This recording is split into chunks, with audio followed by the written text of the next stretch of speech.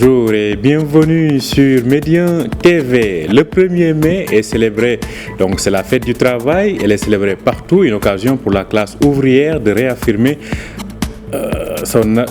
Alors je pense qu'on a un petit souci, je le disais donc on est le 1er mai, c'est la fête du travail.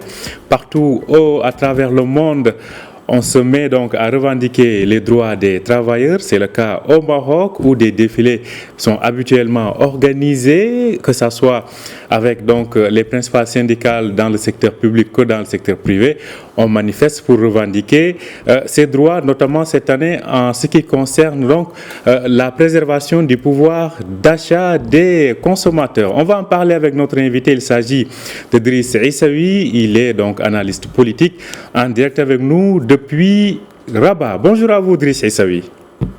Bonjour, cher ami. Alors, Driss Issaoui, nous sommes le 1er mai, c'est la fête du travail qui est communément donc connue pour les manifestations. Quels sont les enjeux de ce 1er mai au Maroc? Ce sont des enjeux extrêmement importants et stratégiques. Ce n'est pas la première fois. Le Maroc a été installé depuis un moment dans une dynamique de concertation socio-économique à travers la rencontre de au moins trois grandes parties. Le gouvernement, d'une part, les centrales syndicales, d'autre part, et le patronat. Et ce sont des acteurs qui ont été habitués depuis un moment à se retrouver autour de tables de négociation sur les questions liées au dialogue social. Et depuis un moment, je pense que ce fonctionnement tripartite a permis aux acteurs socio-économiques de pouvoir se concerter, de mettre en place un certain nombre de mécanismes qui permettent, bien entendu, de défendre, d'une part, les intérêts des classes laborieuses et d'autre part, de trouver les meilleurs moyens de réguler les relations sociales. Mais depuis un moment, nous avons vécu des moments extrêmement difficiles. Alors, rappelons-nous la Covid-19 et l'impact socio-économique qui s'en est suivi sur les plans économiques, sur le plan social. Et il y a également tout le travail qui a été préparé par le patronat dans le cadre des concertations entre le gouvernement et les centrales syndicales. Je pense que Driss Issaoui, on va justement parler de ça. Comme je le disais, ce 1er mai est sous le signe de la préservation du pouvoir d'achat. Les centrales syndicales parlent aujourd'hui des taxes le taux d'imposition extrêmement élevé sur les salaires. On parle de la TVA, entre autres. Selon vous, quel compromis il faudrait trouver aujourd'hui pour permettre non seulement de répondre aux revendications des centrales syndicales, mais aussi face au contexte de finances publiques aujourd'hui dont on sait qu'elles ne sont pas au meilleur de leur forme? Écoutez, nous n'allons pas répéter la même histoire. Le gouvernement marocain travaille sous les contraintes connues au niveau des finances publiques. Et aujourd'hui, je pense que les centrales syndicales, ils l'ont fait connaître, ils l'ont fait savoir et ils l'ont dit. Leur rôle, c'est de défendre les intérêts bien compris des classes ouvrières et de dire nous sommes dans un pays qui a des moyens certes limités pour certaines choses, mais en même temps extrêmement difficiles à gérer eu égard aux difficultés que nous connaissons. Mais aujourd'hui, qu'est-ce qu'on va faire? On est dans cette logique de concertation tripartite. C'est-à-dire que chacune des parties de ce dialogue doit faire en sorte que les discussions, que le débat puisse continuer entre le gouvernement, entre les centrales syndicales et surtout le patronat et trouver le moyen de faire connaître les possibilités d'amélioration, autant que possible se peut, des conditions de travail. Mais on a vécu des moments extrêmement difficiles, on l'a dit, et on ne va pas le répéter. Aujourd'hui, nous sommes dans une situation extrêmement délicate pour les finances publiques. Et on ne peut pas, disons, faire des promesses d'augmentation de salaire, d'augmentation des conditions de travail, parce que jusqu'à aujourd'hui, on a vu des statistiques, ce qui a été concédé par le gouvernement dépasse de très loin ce qui est possible d'être fait. Mais Parce cela que dit, l'inflation, Driss Issaoui, justement en parlant de cette inflation-là, malgré la hausse du SMIC et du SMAC l'année dernière, comme cela avait été promis, on voit quand même que c'est devenu extrêmement difficile de joindre les deux bouts pour une bonne partie de la classe ouvrière et au-delà. On pense notamment à la classe moyenne, entre autres. Selon vous, qu'est-ce qu'il faudrait faire, hein? On revient à la même question. Quel compromis il faut trouver, notamment au niveau du taux d'imposition des salaires, entre autres?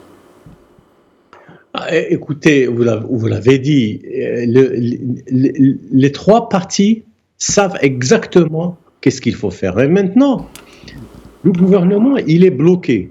Pourquoi? Parce que les finances publiques sont ce qu'elles sont. L'augmentation des salaires ne peut pas être augmentée indéfiniment. Et tous les gouvernements qui se sont succédés ont essayé de répondre à ce besoin, celui d'ouvrir la possibilité aux syndicats, aux entreprises, d'améliorer les conditions de travail. Mais nous n'oublions pas, les syndicats sont là pour jouer le rôle du balancier, pour jouer le rôle de l'équilibre dans le rapport salarial. Et on ne peut pas livrer la classe ouvrière au seul chef d'entreprise.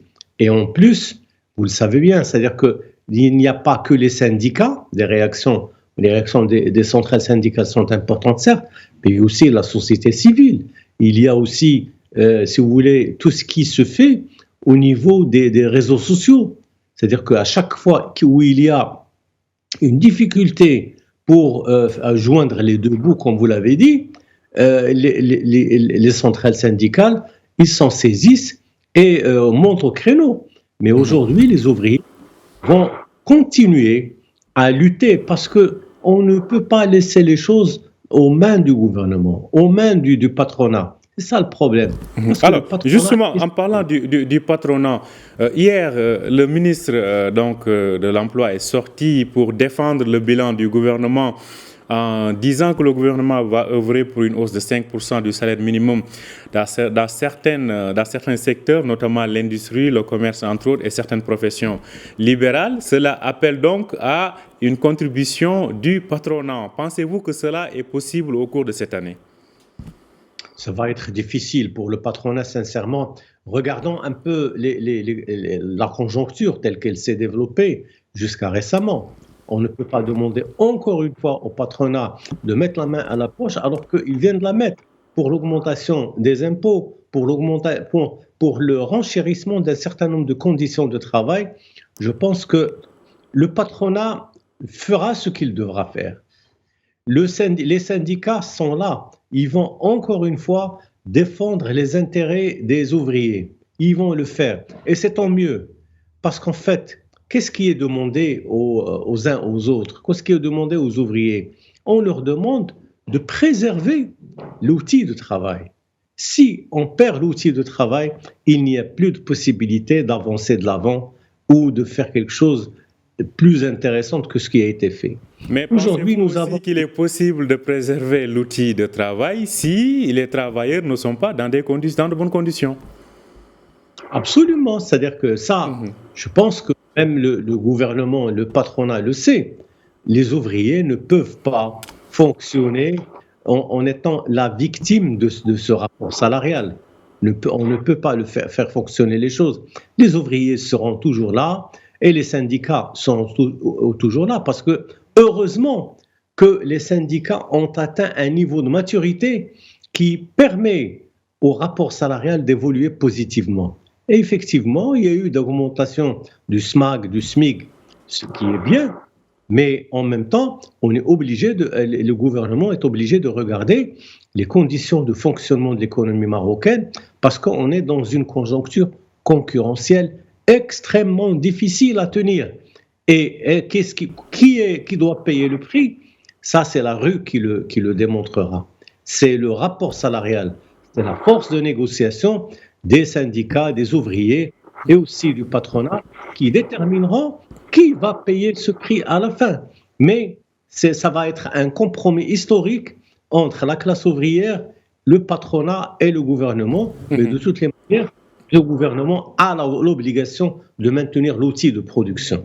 En tout cas, c'est à suivre. Alors, pas mal d'autres gros dossiers sont sur la table de ce dialogue social dont le round du printemps a été ouvert il y a de cela quelques jours. Les discussions sont en cours. Mais on pense notamment à la réforme des retraites. On voit dans d'autres pays comme en France comment cela est en train de mettre les choses en ébullition. Pour ce qui est du Maroc, selon vous, quelle devrait être la meilleure formule pour satisfaire tout le monde? Il n'y a pas de formule magique pour ça. Les retraites, c'est l'un des sujets les plus difficiles à gérer. On ne peut pas dire aux Marocains, vous allez changer le régime de retraite d'un jour au lendemain. Ils sont obligés de regarder les choses de la manière la plus juste possible. Mais aujourd'hui, la réforme des retraites va être un dossier extrêmement chaud, extrêmement difficile. Et les syndicats les plus représentatifs, ils sont d'ailleurs très au fait des choses, parce qu'il y a les organisations internationales pour lesquelles les syndicats sont représentés, le Bureau international du travail, etc. Ils font en sorte que les meilleures conditions de gestion du rapport salarial soient respectées, particulièrement, par exemple, l'histoire des femmes, l'histoire des filles, des jeunes, etc. Donc tout ça, ce sont des problématiques qui sont très difficiles à gérer, mais les Marocains trouvent toujours le moyen de répondre de manière positive aux besoins et aux capacités de gestion qui sont disponibles au niveau de la société. Et je pense que ça va être difficile dans les jours qui viennent, mais je pense que les Marocains ont démontré leur capacité à mieux gérer les choses. Alors, cela dit, je le rappelle, le ministre donc de l'Emploi hier défendait son bilan. Il est revenu sur plusieurs points, notamment la couverture sociale. À ce niveau-là, comment jugez-vous l'évolution de ce dossier en termes de protection sociale? Moi, je pense que sur le plan de la protection sociale, je pense que le Maroc a fait beaucoup de progrès. Il faut le dire, il faut le reconnaître. Le Maroc a ouvert la possibilité pour tous les ouvriers, même s'ils ne sont pas salariés du secteur privé ou de l'État, c'est des gens qui peuvent profiter d'un certain nombre de services publics, par exemple l'assurance maladie obligatoire, la prise en charge des intérêts des uns et des autres, mais surtout l'amélioration du fonctionnement de la caisse sociale de prévention sociale. Les caisses de prévention sociale sont véritablement des outils aujourd'hui mis à la disposition et au service des intérêts des ouvriers. Mais je pense qu'il y a une grande amélioration qui a été opérée, mais il est connu que le rapport salarial, que les relations socio-professionnelles sont des relations extrêmement difficiles, extrêmement dures à préserver dans les conditions que nous connaissons. Donc, moi, je pense que les syndicats vont encore une fois faire entendre leur voix dans la rue, par les discours, parce qu'en fait, il est connu que le 1er mai, les centrales syndicales tiennent des réunions pour faire le bilan eux aussi. Et le gouvernement le fait à travers les moyens de communication publique, mais les syndicats le font et ils le disent et ils expriment souvent.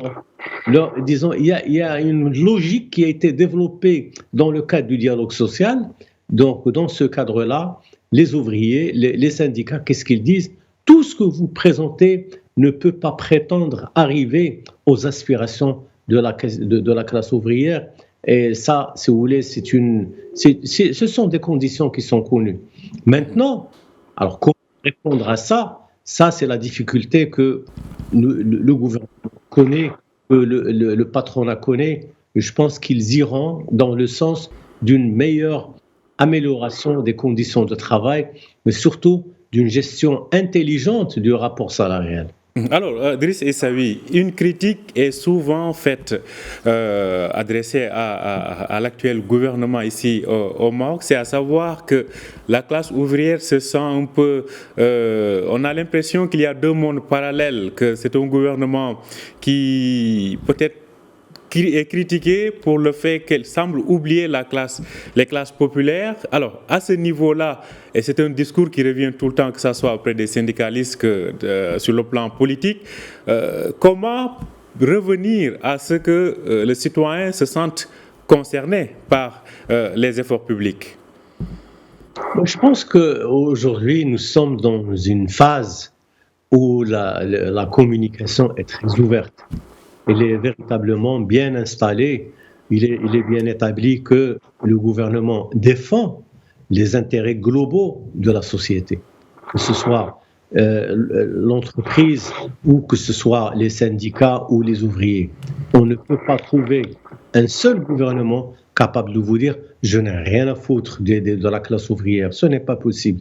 Ils écoutent la classe ouvrière, ils discutent avec les ouvriers et avec leurs syndicats. Et ils essaient à chaque fois de trouver les meilleures solutions pour que les choses avancent dans le bon sens. Alors maintenant, le gouvernement, il restera bloqué par tout ce que le ministère des Finances, par exemple, avance comme argument. Il dit que nous avons les budgets de l'État qui ne peut pas supporter cela, telle remarque, telle chose ou telle évolution a été imposée au secteur public.